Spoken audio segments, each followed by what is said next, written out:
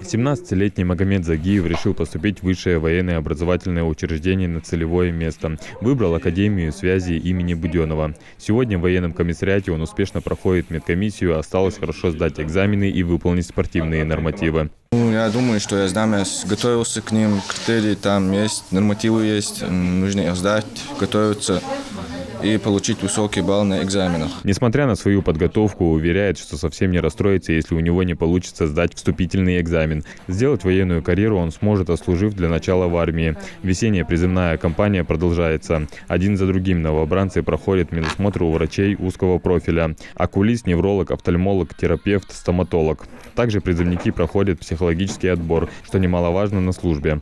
Желающих попасть в армию и отдать гражданский долг немало, но по состоянию здоровья многие остаются в запасе. В этот весенний призыв, к сожалению, такой категории, как негоден, количество увеличилось. Такие как хронический пилонефрит, это миопия, это нарушение зрения. Также очень много с плоскостопией, еще давление, молодой возраст, но это сказывается на употреблении энергетических напитков. В этом году из комиссариата Сунжского района отправлено 25 человек из 55 запланированных. Остается отправить еще 5 групп.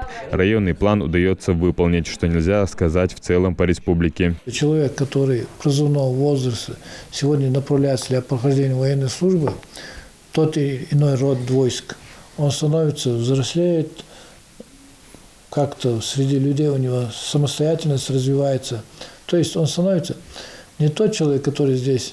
Я думаю, это будет намного полезно для молодежи. Достойно служить и быть верным своей присяге и родине – прямая обязанность каждого призывника. Солдат в первую очередь лицо своего народа. Уклоняться от армии – не лучший способ продемонстрировать свое мужество. Особенно, когда перед тобой стоит выбор исключительно из элитных родов войск. Ингушей ждут сухопутные, воздушно-космические, железнодорожные, морские войска Национальной гвардии. Адам Гулоев, Асхаб Белакиев, Новости 24.